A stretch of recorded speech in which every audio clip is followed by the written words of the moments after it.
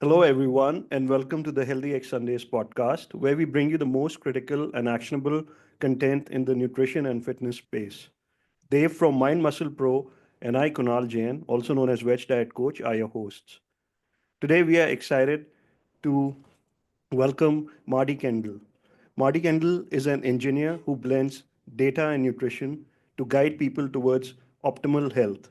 Motivated by his wife Monica's journey with type 1 diabetes, Marty has spent nearly 2 decades developing and refining a personalized, systematized approach to nutrition. Through his platform, optimizingnutrition.com, Marty has shared insights and tools like the Nutrient Optimizer and data driven fasting, helping thousands achieve their health goals by making informed, data driven food choices. His mission is clear: simplify nutrition and enable people to sustainably improve their metabolic health. Welcome, Marty, to our podcast, and thanks for making time. Hey, thanks. Great to chat. Three engineers talking about nutrition. How cool. And that intro was, I'm going to have to steal it for the blog. It was great. Thank you. So, tell us about your transition from being an engineer to diving deep into nutrition. How has your engineering background shaped your perspective on nutrition? Yeah, I think I'm one of those, there's a Dilbert comic about the knack, and I'm just one of those people that maybe was born an engineer and sees things in numbers and yeah, got a real passion for understanding things through data. And yeah, married Moni 22 years ago and didn't know anything about diabetes or nutrition really, and the information she'd been getting was quite poor, and her blood sugars were out of control. So when it came to thinking about having kids, it was like, let's try to get under control. And then since then, it's really been a quest to understand nutrition, blood sugars, nutrients, satiety, and how that all interacts. And it was just like what Monty's been told didn't work. I grew up in a Seventh Adventist home where, and they've dominated everything. And I suppose that was the nutrition dogma. And I understand nutrition as a often more driven by belief than finances. So it's just passionate to understand with data what actually worked, not just for initially for type 1 diabetes, but then it was, for everybody, regardless of their goals, whether they're diabetic or just need to lose weight or want to gain weight or just optimize all their nutrients. So yeah, it's just been an ongoing quest and more data. And it's a wonderful world where there's so much data to understand the human body and metabolism and cut through the dogma. Absolutely. Um, Dave, just unmute yourself. Yeah. So engineering is a hard science, and nutrition is not so. So, how was that? Like we have everything is well defined in engineering and physics and stuff, but in Yeah. nutrition, it's pretty much that's not the case at all. So, how was that? Yeah. Yeah, no, it's just fascinating to try and cut through. Like I said, nutrition is often so cultural or belief based or um, ethics based, and really overall, I think it's highly dominated by what is um, most profitable. What are the cheapest ingredients that we can maximize taste and maximize palatability and maximize profit? And we're educated to believe those things are heart healthy and environmentally friendly when they're really the worst things that we could eat often, and just maximize profit for everybody and just make sure we've got cheap food and don't realize that everything real is getting more expensive. But yeah, so that was my quest, looking at my wife's blood sugars and going, okay, what initially it was what foods affect insulin and how do we minimize her insulin doses to get her off the blood sugar roller coaster. And then it was um, going into the keto fad that picked up and sort of has died over the last few years. And then it was, okay, maybe it's not just low carb, it's other things we crave. And then it was protein. I understood protein leverage from Robin Harman Simpson, two professors in University of Sydney. And it was, well, maybe it's not just protein, there's other nutrients we crave as well. And if we can understand how each individual nutrient affects our cravings and satisfies our cravings, and then from a multivariate integration analysis perspective, how can we bring all that together to say, this is what you're eating now.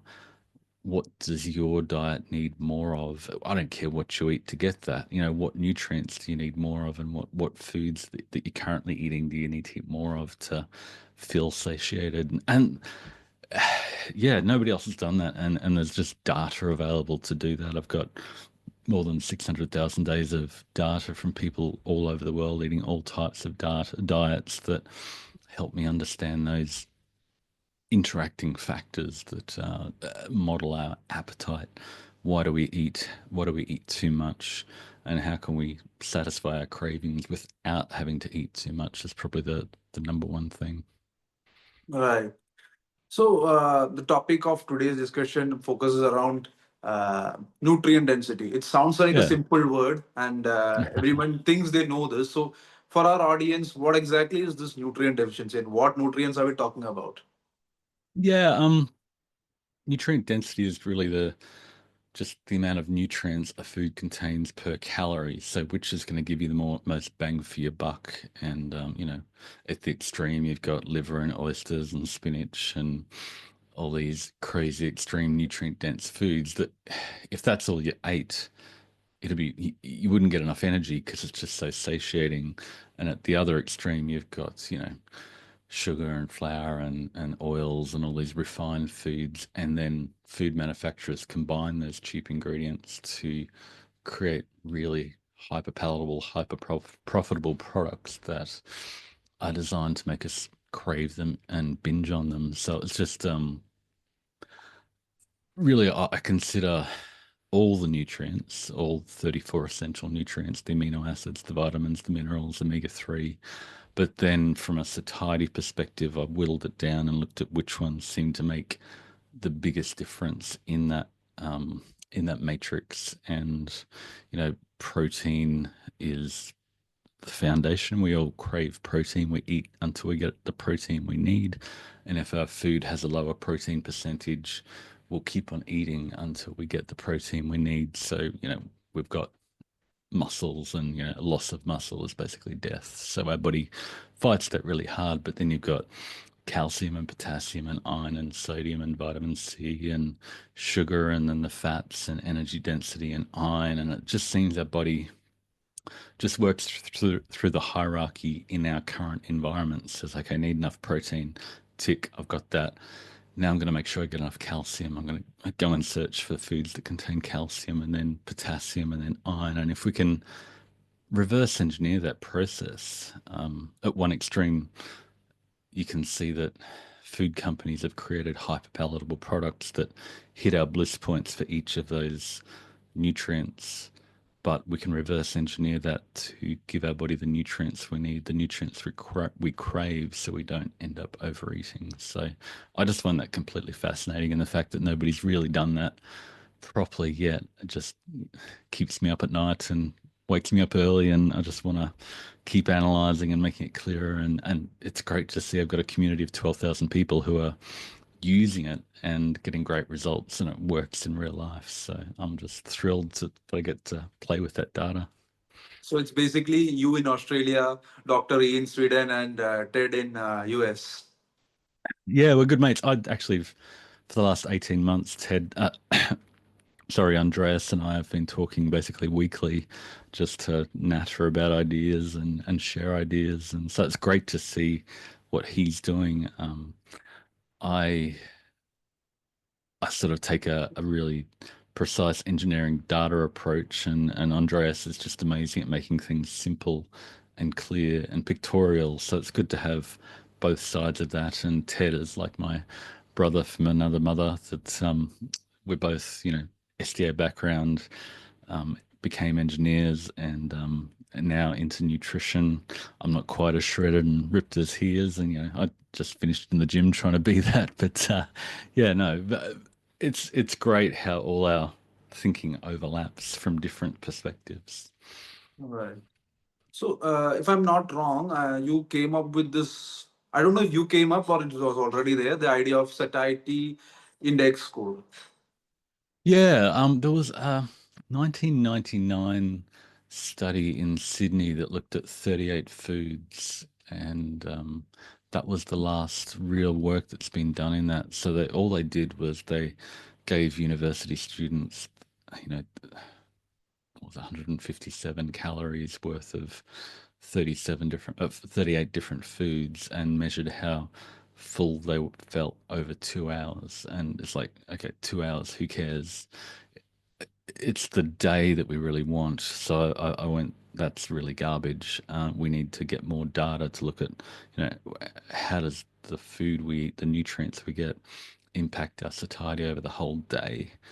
And with 660,000 days of data, we can really understand precisely the quantitative factors that keep us satiated. So yeah, I've created a food addiction satiety index, and I've been banging on about that for about 5 years now. And people like Ted and Andreas and a lot more people are coming on board. I just think it's the most obvious, most important thing in nutrition to go, why do we eat so much? Why are these drugs taking off and so profitable? But, why are we solving a nutrition problem with yet another profitable drug and sending money to Denmark to make them wealthy? And we could invest it in real food to start with. Right. So when we speak about satiety, I think you said there's a satiety attached to every nutrient, which comes together Mm, to contribute to the overall satiety. Am I mm. right? Yeah. Yeah. Basically, you can think of sodium salt as a good starting place. You know that you like salt, you add salt to your food, but once you add too much, if you accidentally spilt the whole bottle of salt on your dinner, you go, yeah, that I can't eat that because it's too salty. So our body's always trying to get just the right amount of sodium that makes a food more palatable. And similar with protein and calcium and potassium. And and then we see sugar. There's a perfect amount of sugar. If it was just sugar, you wouldn't just sit there and eat a bag of sugar all day every day. You'd get bored of it. You'd fill your sugar glucose stores in your body. So your body is just going around always trying to find that perfect balance of nutrients that will really fatten you the most. And you can think of those times in autumn in nature where the environment came together and made these, nuts and fruit. And you can think of a bear going into hibernation that gets the fatty salmon, and something in his brain goes, I just need to eat as much as I can of that now so I can survive the coming winter, to survive the hibernation. And really, what our food environment has done, it's created a perpetual autumn that tells us winter is coming and we need to eat more. So, really, that's what the food industry has perfectly engineered, a food environment that tells us we need to keep eating.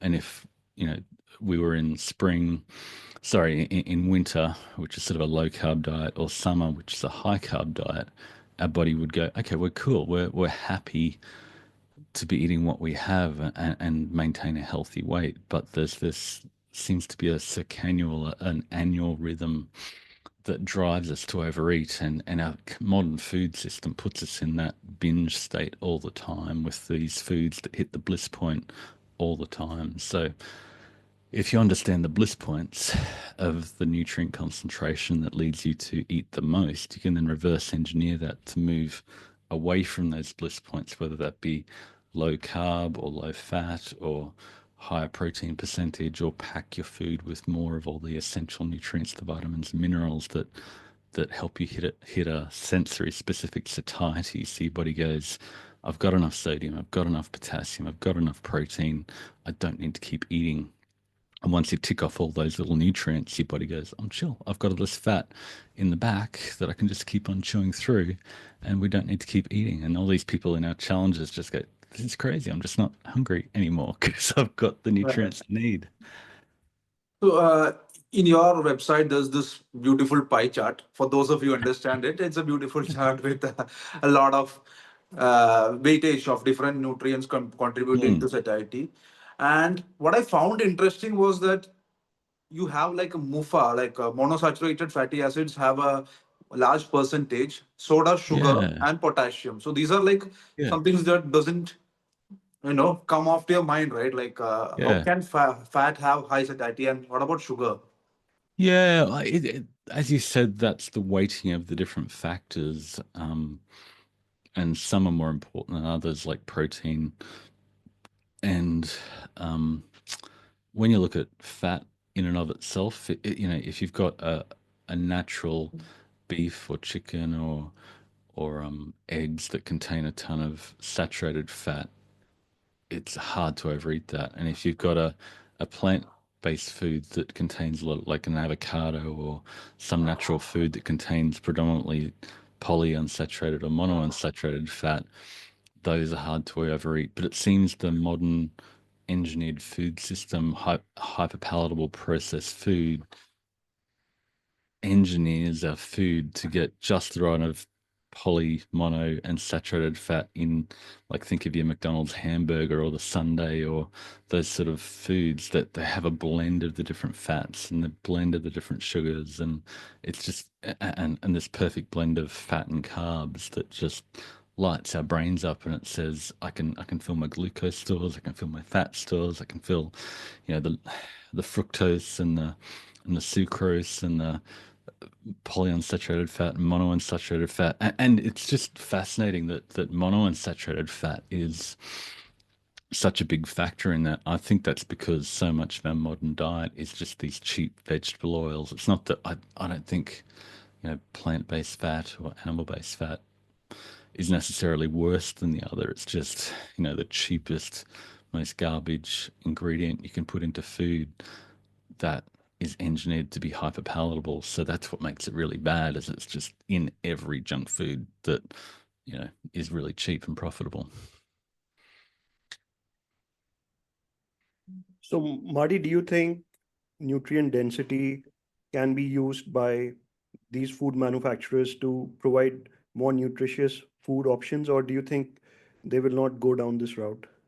Yeah, I mean it could, but I don't think they want to. I think since the 70s, Howie Moskowitz, who was a researcher in uh, how food affects our body, he used a multivariate analysis, which will appeal to you guys as engineers to understand the perfect combination of ingredients to maximize production. So, what food company would say, let's create a food that makes you satisfied and not need to buy more of it and, provide less profit? What That would be the dumbest business model you could ever think of. And really, they've reversed that. I'm just saying, well, I could tell those guys how to make an even more profitable food, um, but we can use that for good and not evil and help people free themselves. And there's no surprises in the foods that come out of it. It's just nutritious whole foods that are naturally found in nature that are really hard to overeat. So, and they give your body the nutrients it's craving because that's what they need to thrive. Right. So, Marty, you have a community of 12,000 active users. So, what common Yeah. challenges or pitfalls people face when they transition to a satiety first approach? Yeah, I think whether in anything diet related, the number one thing I tell people is don't try too hard. Like, everybody wants to diet and lose all their weight overnight, and they go, I'm in a challenge, I'm in this data-driven fasting challenge, or I'm in this weight loss 4 week thing, and on week one I'm gonna lose, I'm gonna be back to my high school weight, and they break themselves. They always try too hard, they feel like a failure, they get overwhelmed. And really, I can tell you, like, I've ranked every food from 100 to 0 and everything in between. And you can't jump to the extreme. You can't jump to optimal from day one. The best way to do it is to say, what am I eating now? What foods are good? What foods are less good, less optimal? And maybe what other foods could I add to my repertoire incrementally? And then your body goes, okay, I'm okay. I'm okay with this change because I'm getting more nutrients, I'm craving less energy. And then once you get the hang of that, you just dial it up incrementally. So it's like when you go to the gym, it's called progressive overload. That you start with a lightweight and then you ramp things up. So um, it's one thing to learn the theory and you think you understand the theory, and if you just unleash that on your body, your lizard brain, your survival instincts rebel, and they go, no, no, no, no, slow down, and you find yourself in the cookies or the peanuts or the pizza or whatever it is, and you feel like a failure, and that throws you off. So it's that incremental change to, number one, understand your body right now. What are you eating right now? What's good? What's bad? What could you eat more of? What could you eat less of? And just incrementally move down that path towards optimal at a sustainable rate. So yeah, we've got the tools to do that, and we just try to tamp down the enthusiasm and guide people to that. It's going to take a few months, and if you stick with us for a few months, develop new habits and a new repertoire, it's magical. So, what is your belief when a lot of people think that eating healthy can be expensive? So, Um, it can be, but there are cheaper options depending on where you are and whether you're in, you know, whether you can afford any and every food. If you can live on spinach and salmon and oysters and caviar, then, great. But wherever you are, whether it's, lentils and dal and eggs and milk, and, you can make healthier choices that provide more nutrients wherever you are. So, yeah, there is an element to that, unfortunately, because real things cost real money. And from an economic point of view, I've realized that our money is melting to an extent because of our government over expenditure and inflation, and that's another whole deep rabbit hole. So, I think to an extent, our governments say, yeah, we'll partner with the food industry to say, grains and sugars and, bread are okay, and that's healthy and that's heart healthy. Because if we realize that meat and veggies and eggs and dairy and seafood were the things we should really be eating, they're becoming less affordable, and we'd get pretty outraged. So in a way, I think the government's cool with, bread and circuses, as they called it in the Roman times, that, we just entertain them, keep them entertained with circuses and feed them crap.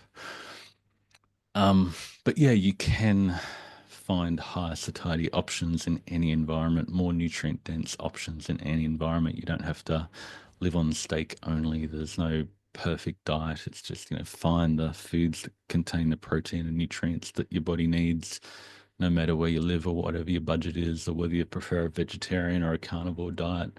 The framework works. So, Okay.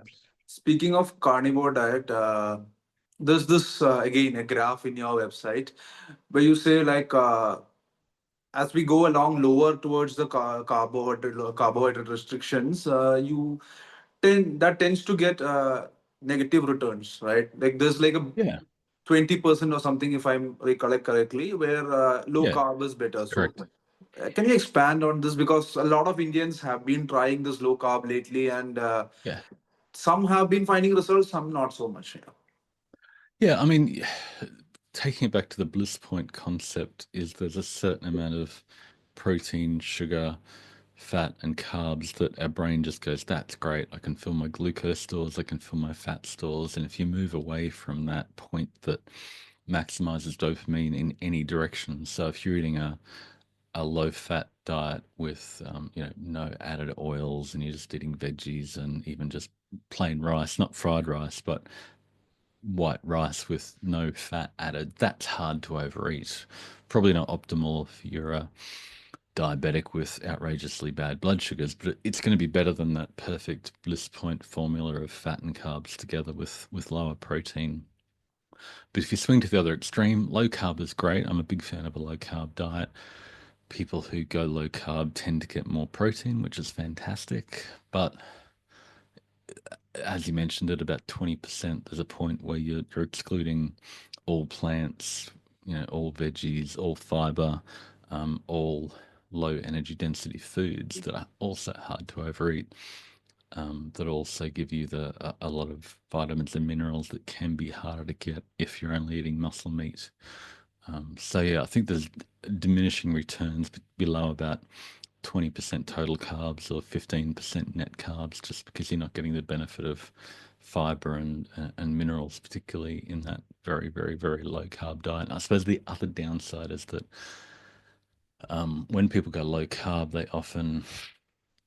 they just switch carbs for fat. And if you're adding a lot of oil to everything rather than prioritizing protein, you're not actually improving satiety a lot, and you can actually overeat that fat, especially if you go, someone told me fat was a free food, so I'm pouring olive oil and everything and butter and everything, and wait up, I'll make fat bombs and add artificial sweeteners to the fat bombs, and these are amazing, and they don't cause an insulin spike. So I'm just keep eating them, and that doesn't end well because people can really overeat the refined fat, especially if it's sweetened.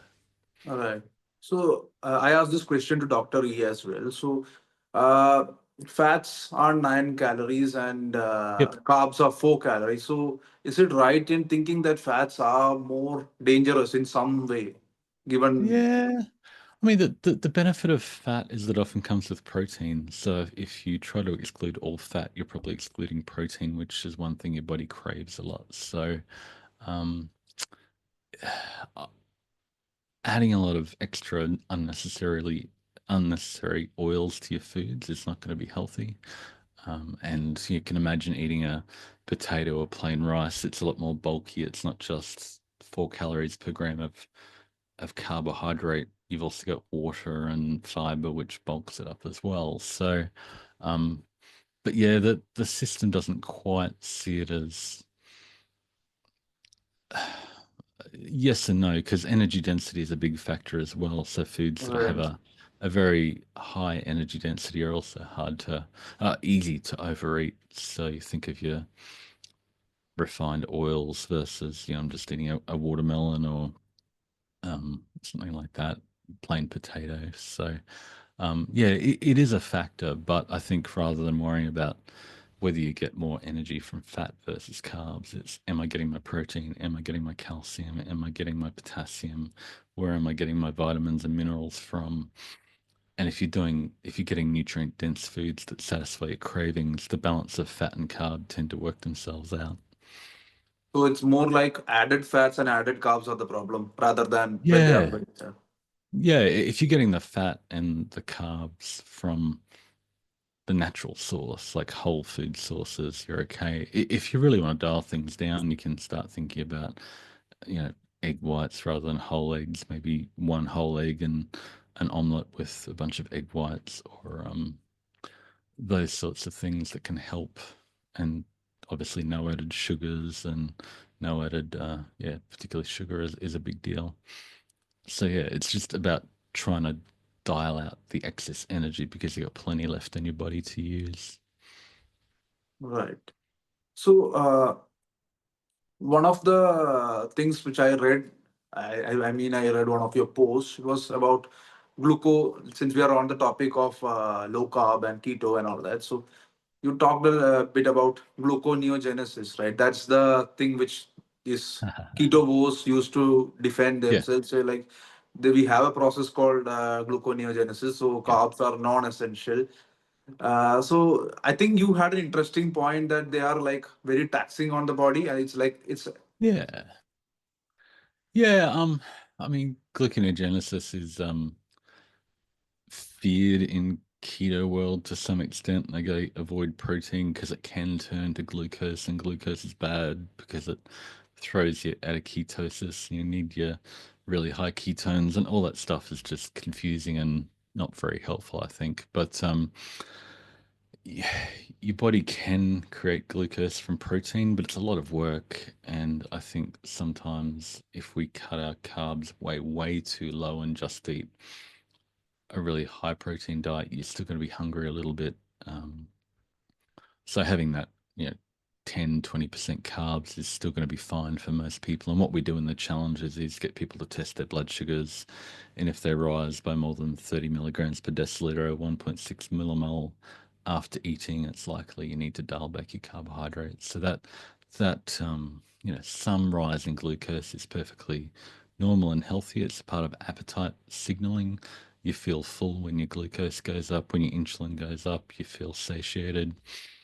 But if you're on the glucose insulin roller coaster, when your glucose comes crashing down, that's when you feel really, I'm hangry. I need food now. I'm going to eat the donut rather than the steak or the chicken or the veggies. You're going to make poor food choices and eat sooner if your blood sugars are rising really high and crashing down. So that's where, if you're type 2 diabetic, dialing down the carbohydrate is a really smart idea to get off that blood sugar roller coaster. And you're probably going to end up eating more protein, which is more satiating anyway. Right. So, Marty, what do you think is the cause for the rise in metabolic syndrome, diabetes, obesity, etc., and how can satiety approach address these issues? Yeah, I just think it's cheap food.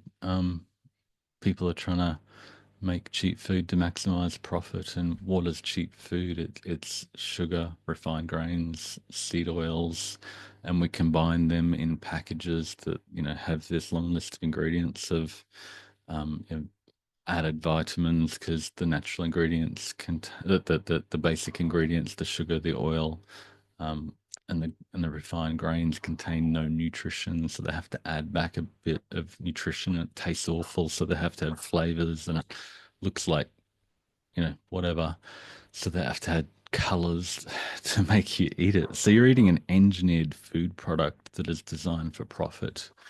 Um, yeah, so the way to get away from that is just make sure your food naturally contains the nutrients, the proteins, the vitamins, the minerals that your body actually craves, and that's natural whole food that's fresh. And that fresh food, if you can get fresh food that was recently grown, recently picked, just tastes amazing. It just, we're getting more fresh veggies recently and fresh seafood, and it's mind-blowingly good. And there's something about well-raised, vegetables and meat and seafood that just tastes really good. Something natural about it. Um, it, it you know, Foods that are engineered to be hyper palatable and hyper profitable have another, it's like everything's designed to capture our attention, social media, porn, whatever. You don't want to be living at that extreme all the time. You want to be satisfied by food that contains the nutrients you actually need, that tastes good. So, on a very high level, just moving from ultra processed foods to natural whole foods can be a big game changer, right? Yeah, that's really the nub of it, and I'm proving that with numbers. Basically, what you just said at the simplest level is minimizing processed packaged food, and buy food that tastes amazing because it's fresh and doesn't have a barcode with a million ingredients. Absolutely. So, generally, when people get onto any kind of diet, so why isn't it sustainable? People can get results for maybe a short while and then they just fall off the cliff. What do you Hmm. going on there? Um, I think generally people start with calorie counting, which just says eat less.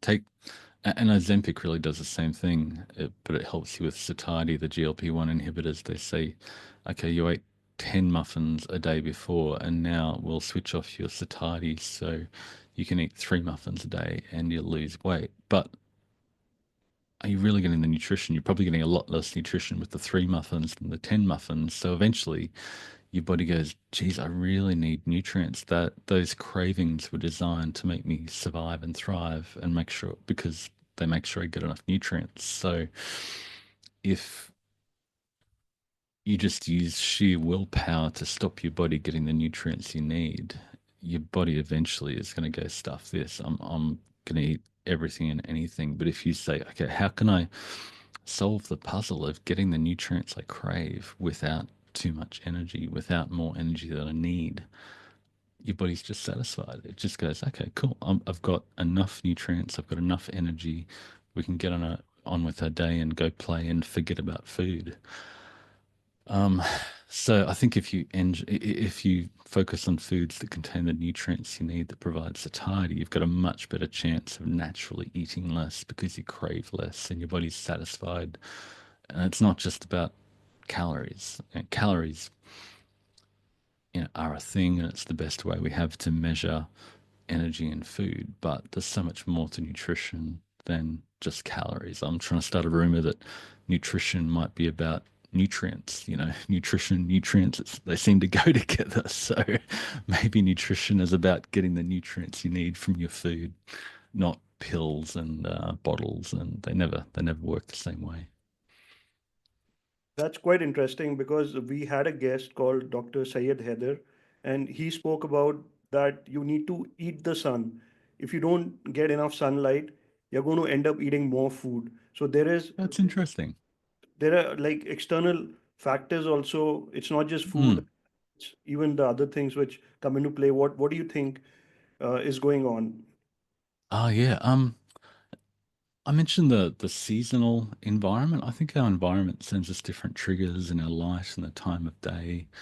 And there's definitely a circadian rhythm in our appetite, and we tend to eat more poorly at night, especially if we've tried to eat less in the morning. We'll find ourselves in front of the TV late at night, feeling hungry and sad and overeating. So generally, we find that prioritize a solid protein, nutrient rich meal earlier in the day is a really good strategy. Eat most of your food when the sun's up. And if you find yourself overeating at night, you probably didn't get enough protein and nutrients at your first meal when you were hungry. So, um, in terms of sunlight, I mean, we live in front of screens that are full of blue light and send these crazy signals to our body that it's daylight all the time, and yeah, that's sure to mess us up in some degree. And there's plenty of opinions, and you can probably listen to Jack Cruz for 50 hours and not understand that. And I probably don't after listening to a lot of Jack. But yeah, there's something going on there that get outside in the morning, be active, see sunlight. You're going to sleep better. And when you sleep better, you don't crave garbage. And yeah, so being in tune with nature is always ideal as much as we can. Right, just one more question on that front. So Mm, like chewing food well or eating without distractions, not eating in front of TV yeah. screen and drinking enough water. So do these factors also play a role in satiety? Yeah, I think enjoying that's not something I quantify particularly with the food, but I think actually sensing the nutrients in food and sensing the taste, and you're not just going to keep mindlessly eating the garbage, and you're going to pay more attention to food, even just taking a photo of your food and going, yeah, I'm proud of that meal I made, and it's not just I'm sneaking a Mars bar in the cafeteria from the vending machine or whatever. You're actually proud of the food you had, and you're tasting it, enjoying it, and it actually tastes good. And if you pay attention to it and you go, this actually tastes like garbage, maybe you need to buy better quality food that you enjoy eating and naturally tastes amazing. Right. So one interesting thing which I got from clients, which I myself felt was that I have different satiety, or we have different satiety for different ingredients. Which ingredients? Like, so suppose I'm having a steak. I have a steak. I can be up to my satiety levels, or here Mm. popularly it is something called biryani, where it's like rice and meat. You have a lot of it.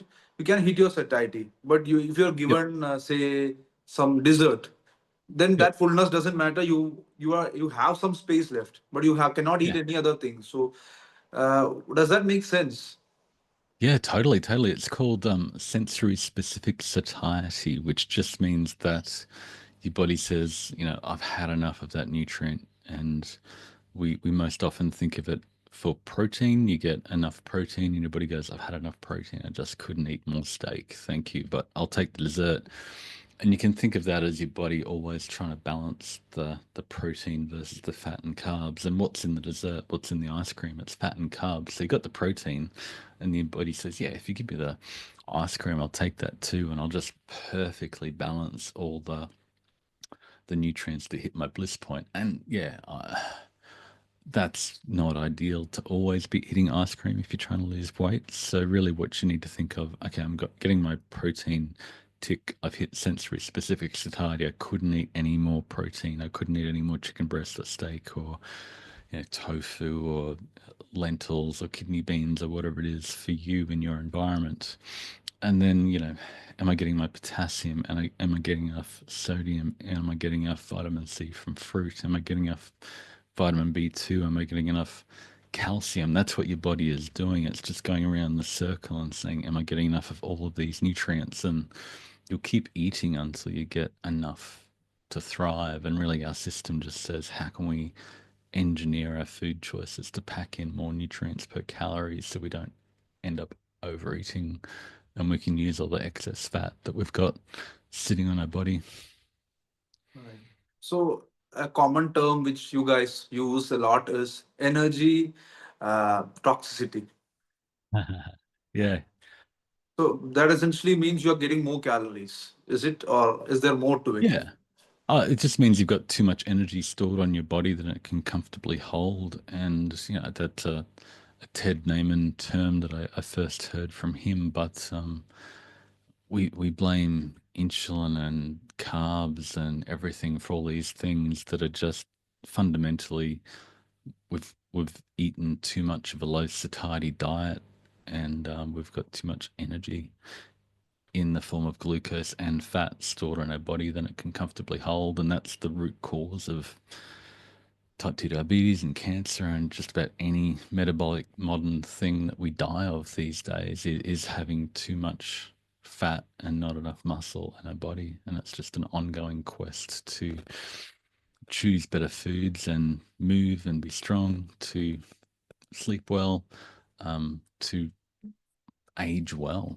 And I love Peter Attia's, centenarian decathlon. Think about who do you want to be when you're 90, and if you want to have enough muscle to lift a great grandchild or kick a ball or something, then you have to have enough muscle at 40 to account for a 1% per year drop in that muscle mass. So you have to work now to make sure you're going to be healthy then.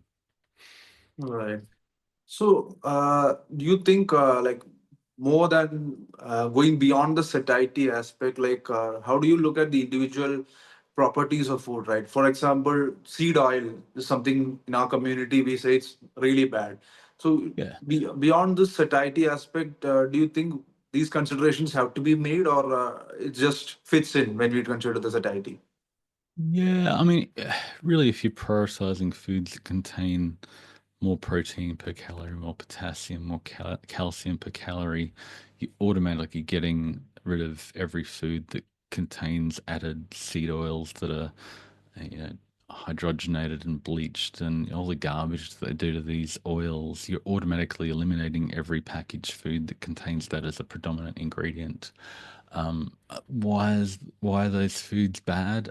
I think they're just they're just pure energy with no nutrients, and they've probably got all these chemical things that have been done to them. But I think perhaps people go seed oils are bad and saturated fat, therefore we can eat in unlimited quantities, or carbs are bad and therefore all fat we can eat in unlimited quantities. And whenever people swing to extremes like that, they always get themselves into trouble because someone told them that this is bad and that's really good and I can eat unlimited quantities of that. I just don't think that's a thing. So, you can't demonize seed oils and therefore eat suet and nothing else. I just don't think that's nutritious either. So it's just devil is in the quantity. Yeah, essentially. And how much nutrients are you getting from that? And seed oils aren't. Right. They're very nutrient poor. So, Marty, what's the role of the nutritional craving, like the hierarchy, like nutrition, like protein first, then calcium, then potassium? Yeah. How does this help in stopping binge eating? Yeah, I mean, protein is the number one thing we eat. We crave when we eat, and we just need to keep our muscle mass. And then, as you mentioned, calcium is critical for our bones, osteopenia, is really prevalent after sarcopenia, which is loss of muscle due to a lack of protein and actually being active. Sodium we naturally get enough of quite easily because we've got such a strong appetite for it. So really very few people are sodium deficient, and food manufacturers know that if they put just the right amount of sodium in food, we'll eat more of it. So nobody's sodium deficient, and most people get enough because they salt to taste. So that's often not a big priority, but potassium balances sodium. Really, potassium's the yin to sodium is yang, and they go together inside and outside the cells in our body. So we need enough potassium, and I think a lot of the blood pressure issues and a lot of the issues are due to not too much sodium, but not enough potassium to balance the sodium in our diet. And sodium is just integral to fresh, natural whole food and is very, very rarely supplemented. You can't fortify foods with potassium, A, because it tastes awful, B, because it messes with blood pressure medications, so we can't supplement it in large amounts. So yeah, we seem to have this subconscious craving for potassium that if we get, or at least when we get foods that can naturally contain more potassium, it's a really big deal in satiety and helps us better predict how much people will eat. So I've basically taken 600,000 days of data and optimized all the different factors to say how do we weight them to align the best possible with how much people actually eat based on their nutritional properties. So I can, based on what you're eating, give you a really good estimate of how much you'll eat, better than anybody in the world, I think. Right. So, one ingredient, or one nutrient that doesn't get enough credit, I believe, is fiber. Yeah. So, what is its role? Like, how important is it as per your this thing? Yeah, there's definitely there seems to be a bliss point in a way for fiber. I don't think we crave fiber, but if food is just the right crunchy, just the right texture, we go, yeah, that's nice. I enjoy that. And I think food manufacturers optimize their Big Macs and their chips and their bars to have the right mouthfeel and crunch. So, when you're talking carnivore with zero fiber, that's not quite as sexy as that perfect amount of fiber. So there's this bliss point at about 15 grams per 2,000 calories. But if you're eating 50 or 60 or 70 grams of fiber per 2,000 calories, what you're eating is just a lot of veggies, a lot of non-starchy veggies, which are really hard to overeat. So, and fiber is a signature of minimally processed carbohydrates. So it's not refined sugar, it's not refined flour, it's natural whole foods. So it's really a signature of minimally processed food, and therefore largely beneficial. Some people talk about it being beneficial for gut health and your microbiome and et cetera, and I don't get into that too much, but nothing wrong with it if you tolerate it well. Right. Fun talking to two engineers about nutrition. This is great. I usually Right. So, coming to the Indian side of things, right? Like, one of the problems we have is uh, low protein, other way to say is low satiety diet, and we have this combinations of fats and carbs, which are very Yeah. unique and making them hyper palatable. So, Mm. for our audience, what do you think is the way forward, right? Like, what do we do? Do we add more veggies, or what do we do? Like, and the whole Yeah. thing about non-veg not being too prevalent also. Yeah. I think in India it's just the same as everywhere else when in China and India and those sort of places that used to be more high carbohydrate, when they got access to vegetable oils, they just went, yeah, we'll take a rice and add a ton of cheap oil and it tastes really good. And we got fried rice and all these, fried poppadoms and all those fried carb and fat things. It's not carbs that are bad or fat that are bad, but you feel guilty. You overeat those, the fried rice, the poppadoms, the dim sims or whatever it is. So um, if you're if you enjoy the rice, try not to add too much oil to that. But really getting back to basics, it's how to get your protein is number one, and that can be low fat dairy, your cottage cheese, paneer, getting you know, the soy protein, the eggs, maybe with egg white with one whole egg can be a really good way to dial up your protein percentage.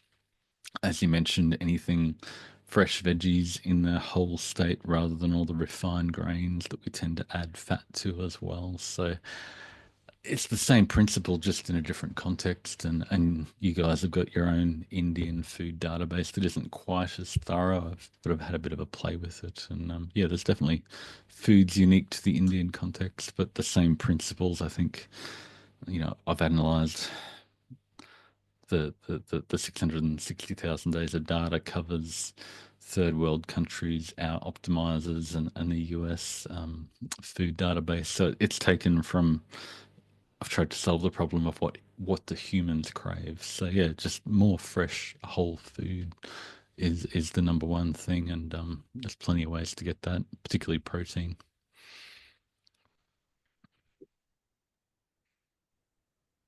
But Quite definitely a challenge in the Indian context because diabetes is rife.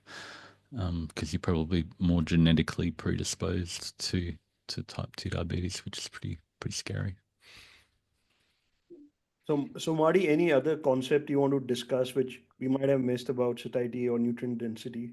Oh wow. No, you've let me go on for a very long time, which I've really enjoyed talking to two guys who actually read the articles and got their head around what I'd done with quantifying satiety, nutrient density. So if people want to see this, I've in our community, we've got a bunch of infographics that just say what are pictorially high satiety foods, and people can choose from the dairy or the meat or the seafood or the veggies or the grains and the legumes, and then I've got a bunch of interactive charts that you can see what's the satiety score for this food or that food. These are the foods I eat, and which ones are better than others. And it's all sort of intuitive once you look at it, compare, and you go, oh yeah, the you know, veggies or the fish or the meat or the dairy, the low fat dairy is really satiating. That Greek yogurt is better than the Mars bar and the everything on the McDonald's menu that gets a score of 0. So yeah, jump into our community.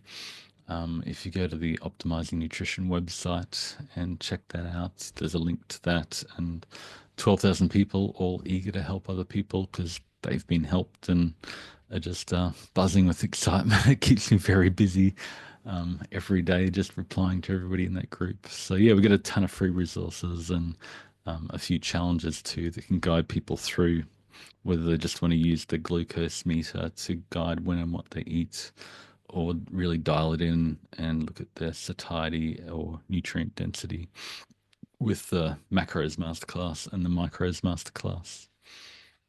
So, final question from me: what's next for you guys? Like, what's is there anything else you're looking forward to? Oh wow. I just love I want to start a movement around nutrition, just around the idea that nutrition is about nutrients and getting the nutrients in your food and showing people what that looks like. And I think it's just criminal that people are so confused whether they should be plant-based or vegan or carnivore or omnivore or blue zone, or there's all these named diets, and everybody's got a motive to sell you something with that named diet. But wherever you are, whatever you eat, there's a lot of what you already eat that is really good for you. And if you just learn the good things versus the bad things and eat a bit more of that and a bit less of that, everything falls into place. So yeah, I just want to continue to make that simpler and easier for people to do, which is unfortunately not easy. I take a very hands-on approach in our challenges to guide people through and help them with their diet, and just systematizing that and improving our apps to make it simpler and more scalable is a big passion. So it's a good quest for the rest of my life. Count us in to Yeah. expand on this. Yeah, jump into our next challenges. We've got a macros masterclass on the 1st of February. I'll invite you guys afterwards, and we get people to track what they're currently eating, and then I run it through our satiety algorithm and So this is what you were eating. These are your new target macros, but these are the foods that will help you boost satiety and feel more satiated and hit those macros. And here's a couple hundred recipes, and yeah, so it's a whole lot of fun. And I love that people keep coming back and getting better and better and better results. And I've been doing these interviews fortnightly with our community and just sharing optimizer stories. And I tear up just seeing people who really struggled for decades and just said, I don't want to live in this body. I hate this life, and there must be a way. And then they came and found us, and they got their life back, they got their body back, and seeing that transformation, I sort of think of what my wife's life could have been like if her mum had known what her parents had known what we know now when she was 10, when she got type 1 diabetes. And but it's not just my wife, it's the whole continent of America and India, and the whole world has just been drowned in engineered food, and we can reverse engineer that. So that's a pretty fun mission. So awesome, Marty. Your passion, your passion for this, it's clearly evident, and we had such a great talk with you today, and it's so inspiring. And Thank you. your website is packed with information. It's a work of art. So really appreciate Thank you. you coming to our podcast and sharing all the wisdom and all the insights with us. It's amazing. Thank Yeah, you so thank you much. so much for the opportunity. Been a pleasure And to talk to two engineers about all the nerdy stuff in nutrition. I don't know if anybody's told you this, but you look a lot like Brett Lee. Thank you. Uh, Yeah, so great time chatting with you. I hope we can like expand on this whole satiety concept and reach out to people who absolutely need it. yeah, no, there's a big need, especially in India. So yeah, definitely happy to keep chatting with you guys and covering any questions from your community too. So it's great to Right. expand it to India. Yeah. Right. So how just last thing, how do we so any of the audience watching this, how do we get on your community? Like you go to the website and is there some sort of membership Yeah, you there's a little if you Google my optimizing nutrition, there's a member login in the top right right. corner of the website, or on my X, you can just click on the link and it'll get you into our Right. community and all the free food lists and welcome checklist and all the free tools and sample recipe books. And we've just put together a crazy amount of free stuff for people to try, and then they can join our guided courses and challenges if they want to play with that. But come say hi and try the stuff. And yeah, Right. Definitely. Awesome. With that, let's conclude today's podcast. Thank you, Marty, again for your time. It was a lovely session. Thank you so much. Thank you. been an absolute pleasure, Kanal and Dev. All right. Take care. Bye bye. Bye. See you next time. See you.